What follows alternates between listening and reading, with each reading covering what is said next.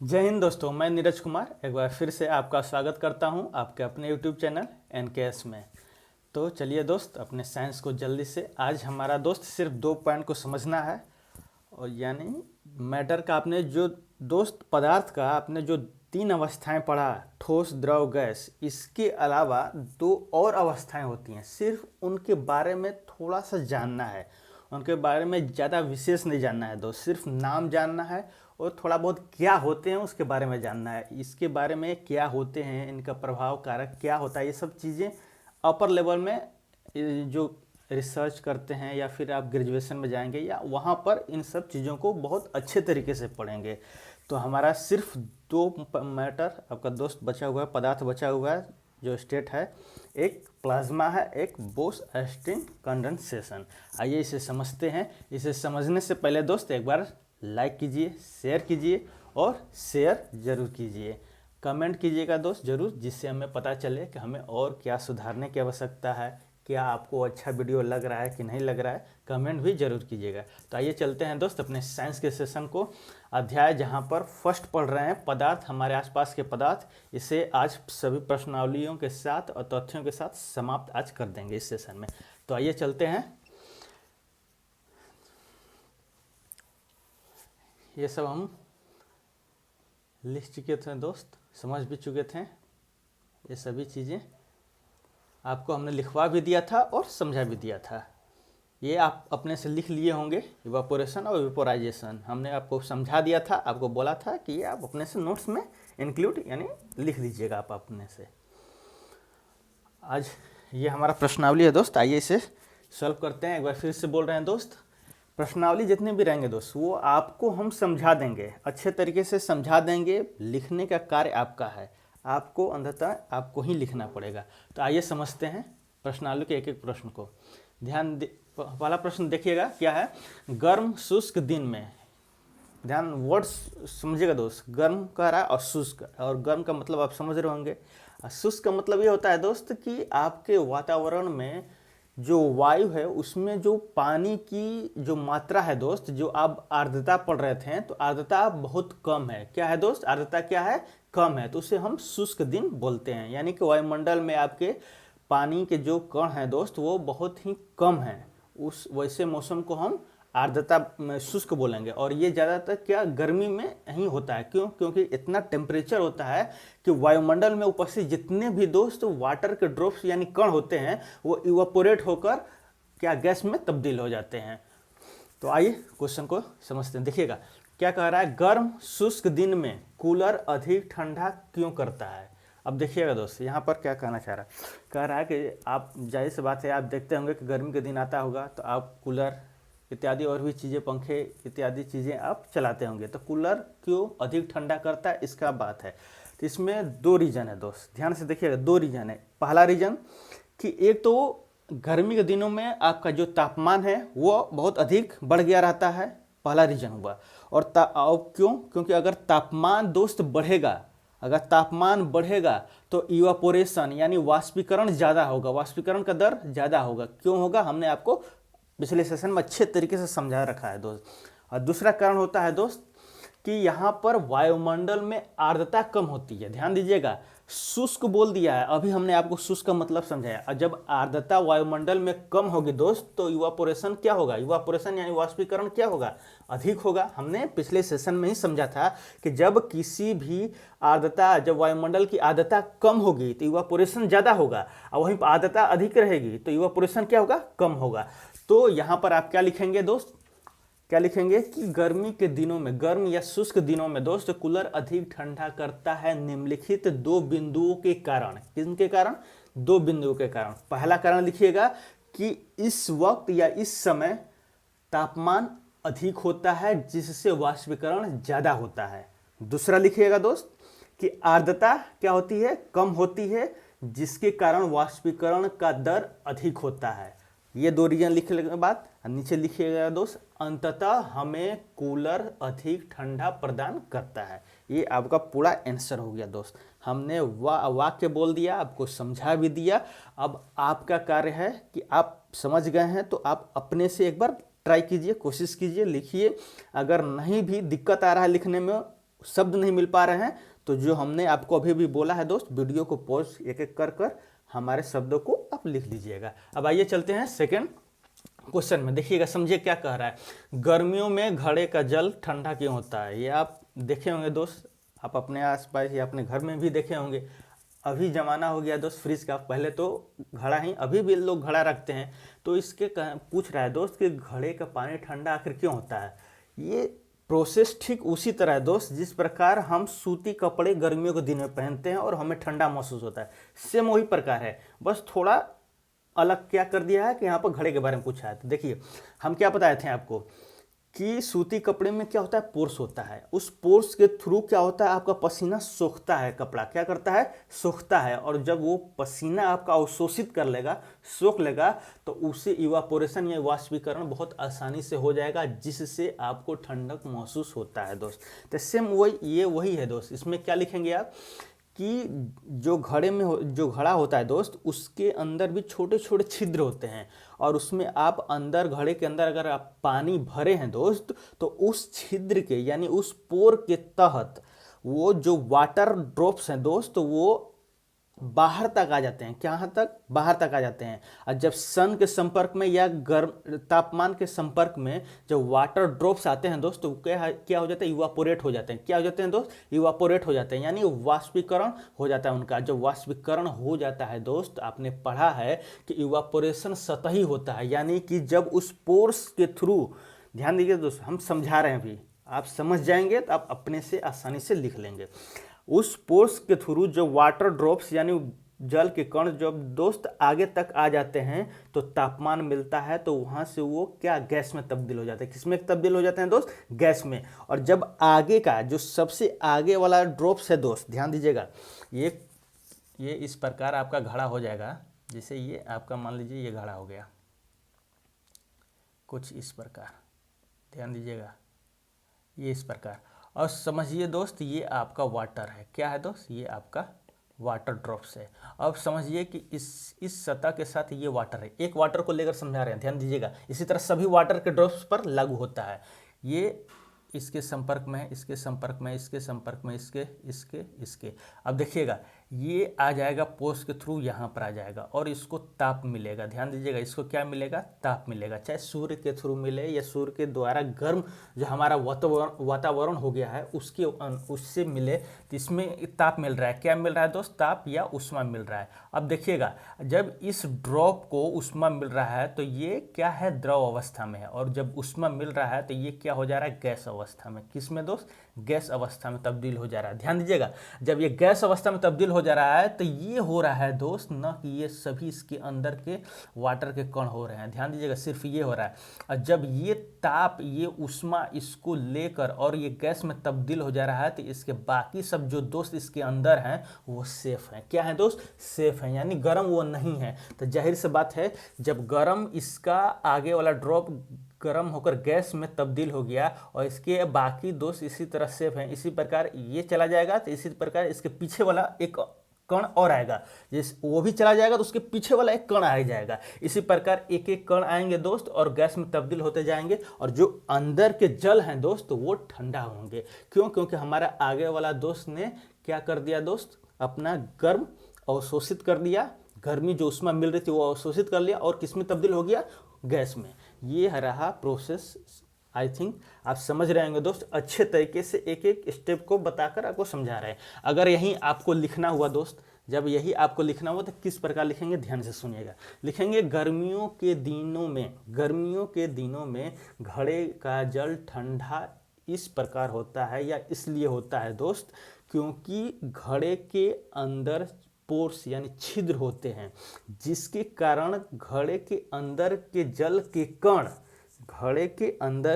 के कण ऊष्मा प्राप्त कर द्रव से गैस में बदल जाते हैं और अंततः घड़े के अंदर के जल ठंडा होते हैं। घड़े के अंदर का जल कैसे होते हैं दोस्त? ठंडा होते हैं। आप समझ गए। और हमने अभी जो वाक्य बोला आप इसे भी लिख सकते हैं, और नहीं दोस्त तो आप अपने से, जब समझ गए हैं तो आप अपने से भी वाक्य का निर्माण कीजिएगा। मैं यही कहूँगा दोस्त कि पहले आप अपने से वाक्य का निर्माण कीजिए, उसके बाद अगर नहीं हो रहा है तब जो हम बोल रहे हैं वो सुनकर आप लिख लीजिए। चलिए अब तीसरा क्वेश्चन में आते हैं दोस्त, देखिएगा ध्यान से क्या कह रहा है। कह रहा है कि एसीटोन हुआ या पेट्रोल हुआ या इत्र हुआ डालने पर हमारी हथेली, ये तो हमने पहले ही किया है दोस्त, हमने एग्जाम्पल में भी एसीटोन को लेकर बताया है, एसीटोन को लेकर बताया है। यहाँ पर एक और नाम दे दिया, पेट्रोल दे दिया और इत्र दे दिया है और बोल दिया है कि आप हथेली पर डालते हैं तो ठंडा क्यों महसूस होता है। तो जाहिर सी बात है दोस्त, जब हम एसीटोन डालते हैं तो हमारे जो हथेली पर ऊष्मा होती है उसको अवशोषित करके वो गैस में तब्दील हो जाता है, यानी ऊष्मा अवशोषित कर दिया वहाँ से। जब ऊष्मा अवशोषित कर लिया तो वहाँ पर क्या हो जाएगा दोस्त, बाकी एरिया, बाकी इसके अपेक्षा जैसे यहाँ पर आप गिराएं, इस इतना एरिया में गिराएं दोस्त, इत्र गिराएं या पेट्रोल या स्टोन गिराएं, तब यहाँ बाकी और एरिया की अपेक्षा यहाँ पर का ऊष्मा क्या हो गया, इत्र जो हो गया अवशोषित कर लिया और अवशोषित कर कर गैस में तब्दील हो गया। लेकिन परंतु यहाँ का एरिया जो है दोस्त, ये सब तो वैसे ही गर्म है जैसे पहले गर्म थे, लेकिन यहाँ का एरिया क्या हो गया, उसने ऊष्मा को अवशोषित कर लिया। तो इस वजह से इसकी अपेक्षा यह आपको क्या महसूस होगा, ठंडा महसूस होगा। क्या होगा दोस्त, ठंडा महसूस होगा। तो यही रीजन है दोस्त, ये आप अपने से लिखिएगा, क्यों, इसको हम लिखा भी चुके हैं और अभी आपको समझा भी दिए। आइए फोर्थ क्वेश्चन देखते हैं। देखिए क्या कह रहा है दोस्त, कप की अपेक्षा प्लेट से हम गर्म दूध या चाय जल्दी क्यों पी लेते हैं। जाहिर सी बात है दोस्त, हमने आपको बोला था इवापोरेशन के लिए एरिया जो होता है बड़ा होना चाहिए। क्या होना चाहिए दोस्त, बड़ा होना चाहिए। और जल्द अगर एरिया बड़ा है यानी क्षेत्र बड़ा है दोस्त, तो क्या होगा, इवापोरेट जल्दी होगा, यानी उसका वाष्पीकरण जल्दी होगा। वाष्पीकरण का दर जब जल्दी होगा तो वो जल्दी से ठंडा होगा। क्या होगा दोस्त, ठंडा होगा। तो सेम वही रीजन है दोस्त, आप इसमें लिख सकते हैं कि कप की अपेक्षा प्लेट से हम गर्म दूध या चाय जल्दी इसलिए पी पाते हैं क्योंकि प्लेट का क्षेत्र बड़ा होने के कारण वाष्पीकरण का दर अधिक होता है, जिससे हमारा दूध या चाय जल्द ही क्या हो जाता है, ठंडा हो जाता है। क्या हो जाता है दोस्त, ठंडा हो जाता है। ये हमारा फोर्थ क्वेश्चन रहा। अब फिफ्थ क्वेश्चन समझिएगा दोस्त, क्या कह रहा है, गर्मियों में हमें किस तरह के कपड़े पहनने चाहिए। ये नहीं बोल रहा है कि सूती कपड़े पहनना चाहिए, क्यों पहनना चाहिए ये नहीं बोला, इसने पूछ रहा है कि किस तरह के कपड़े पहनने चाहिए। तो ध्यान दीजिएगा कि गर्मियों में हमें वैसे कपड़े पहनने चाहिए दोस्त कि जिस कपड़े के अंतर्गत छिद्र हो, पोर्स हो।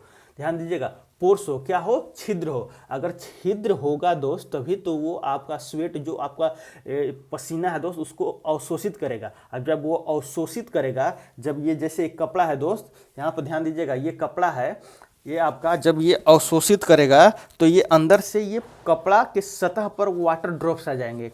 कहाँ पर आ जाएंगे दोस्त, ये कपड़े की सतह पर आ जाएंगे। और जब ये सतह पर आसानी से आ जाएंगे दोस्त, तो जब तापमान और ऊष्मा आपके वायुमंडल से या सूर्य से मिलेगा दोस्त, तो उसके चलते ये क्या हो जाएंगे, वाष्प में बदल जाएंगे। और वाष्प में बदल जाएंगे तो अंततः आपको क्या मिलेगा, ठंडा महसूस होगा। तो ये वही चीज़ है दोस्त, इसमें ये नहीं पूछा बोला है कि आप सूती कपड़े क्यों पहनते, इसमें सीधे पूछा है कि किस तरह के कपड़े पहनने चाहिए। तो लिखिएगा कि गर्मी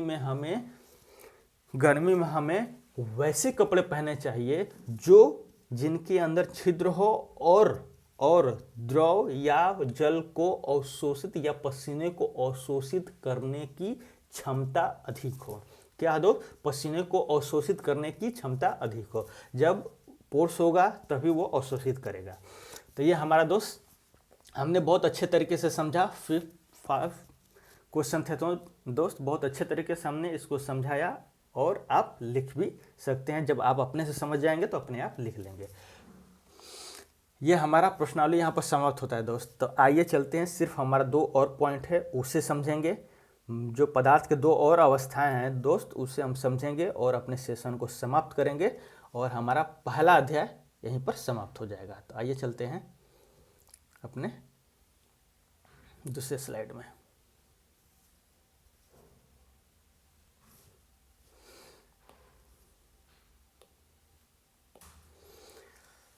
तो चलिए दोस्त, एक बार फिर से आपका स्वागत है। तो आइए चलते हैं, समझते हैं पदार्थ के। देखिए दोस्त, आपने पदार्थ के 3 अवस्थाएं पढ़ा, ठोस, द्रव, गैस। इनके बारे में, कारकों के बारे में पढ़ा, कैसे बदल सकते हैं, दाब आपका या ताप से कैसे बदल सकते हैं, इनके बारे में बहुत अच्छे तरीके से समझा। अब हम देखने वाले हैं ये दोस्त, ये अलग है थोड़ा, ये आपको एक बॉक्स में आपके एनसीईआरटी में मिलेगा।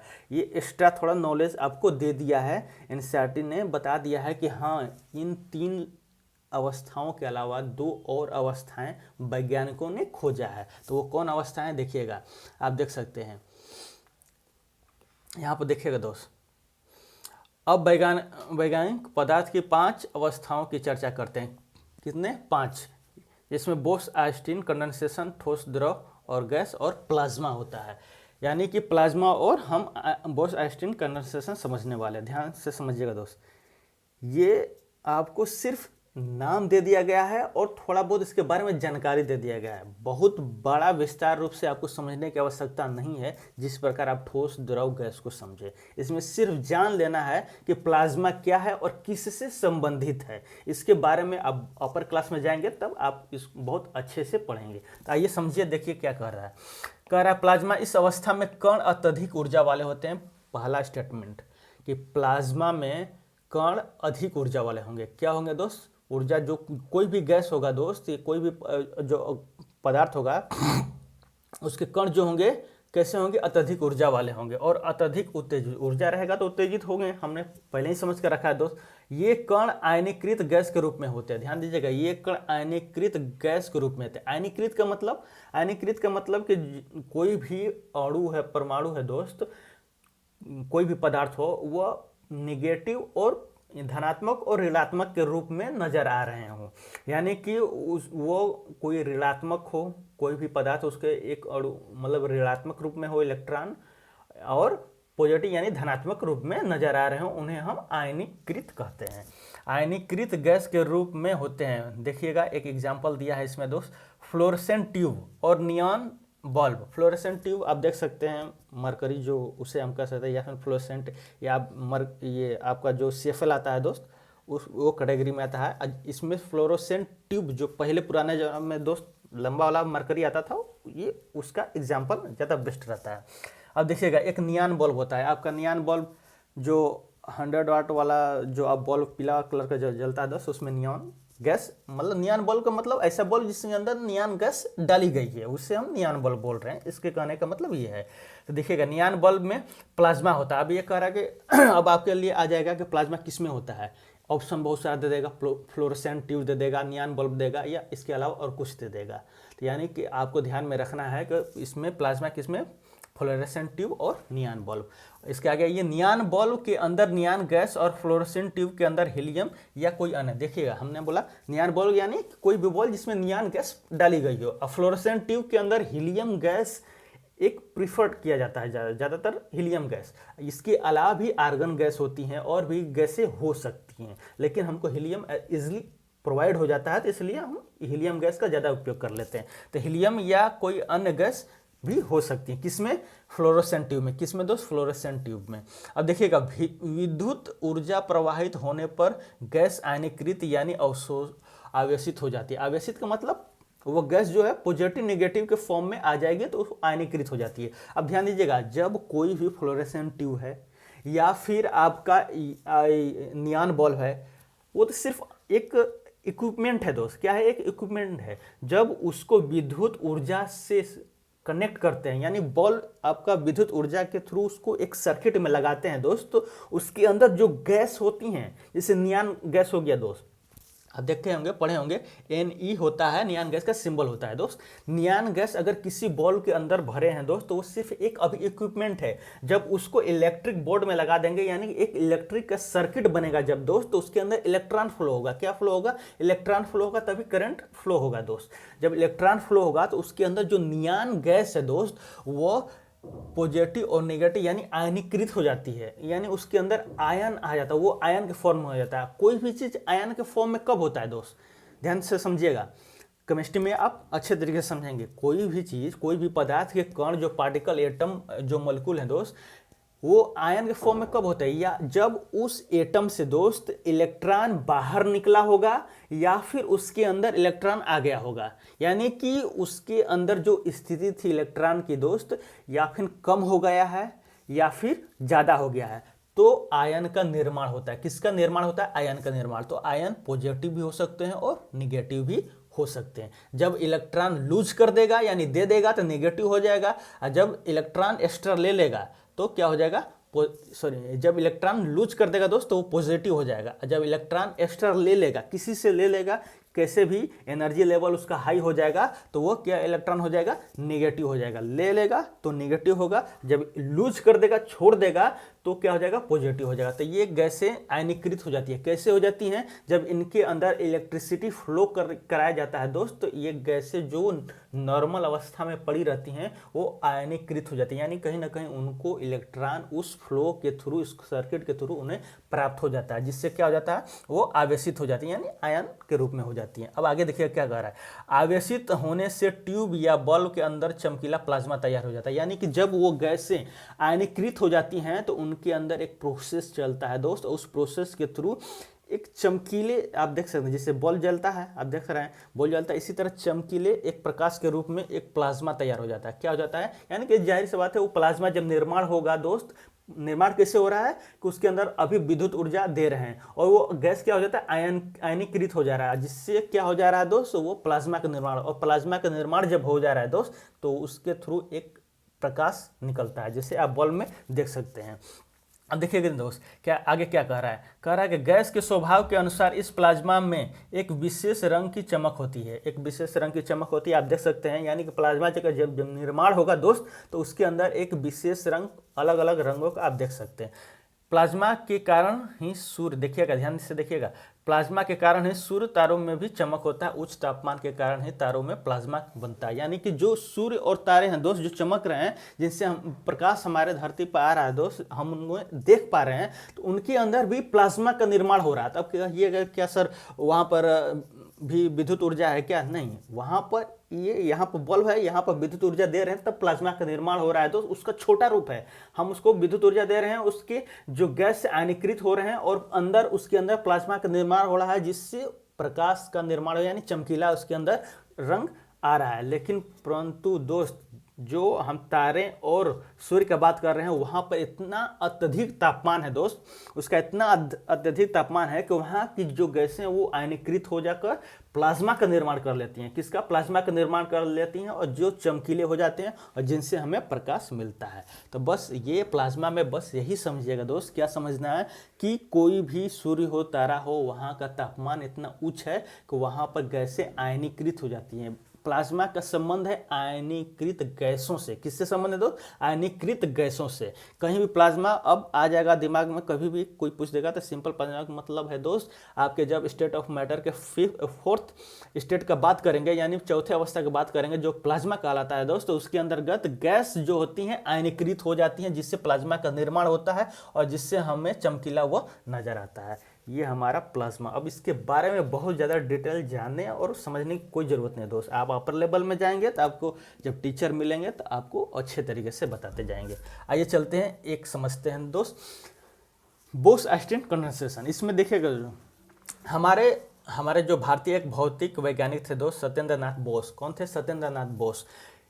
इन्होंने बताया था कि पदार्थ का एक और अवस्थाएं हैं दोस्त, पदार्थ की एक अवस्था जिसे उन्होंने पांचवी अवस्थाओं का नाम दिया था। क्या, पांचवी अवस्था, क्योंकि प्लाज्मा के बारे में उसमें पता चल चुका था, इस वजह से उन्होंने पांचवी अवस्थाओं का नाम दिया था। कुछ गणनाएं की थी दोस्त, उन गणनाओं के आधार पर अल्बर्ट आइंस्टीन ने पदार्थ, देखिएगा इसमें अल्बर्ट आइंस्टीन ने पदार्थ की एक नई अवस्था की भविष्यवाणी की, जिसे बोस-आइंस्टीन कंडेंसेशन। यानी कि जो हमारे देश के वैज्ञानिक थे दोस्त सत्येंद्र नाथ बोस, उन्होंने पांचवी अवस्था के बारे में बताया, और इन बातों को ध्यान में रखते हुए जो अल्बर्ट आइंस्टीन है दोस्त, जो फिजिक्स के बहुत बड़े वैज्ञानिक माने जाते हैं, उन्होंने इन सारे तथ्यों के साथ वो दोस्त एक साथ मिलकर, वो तथ्य क्या थे थोड़ा समझेंगे दोस्त, ज़्यादा ब्रीफ में नहीं समझने की आपको जरूरत है। उन तथ्यों को लेकर एक इन्होंने मिलकर अपने दोनों नाम, बोस यानी सत्येंद्र नाथ बोस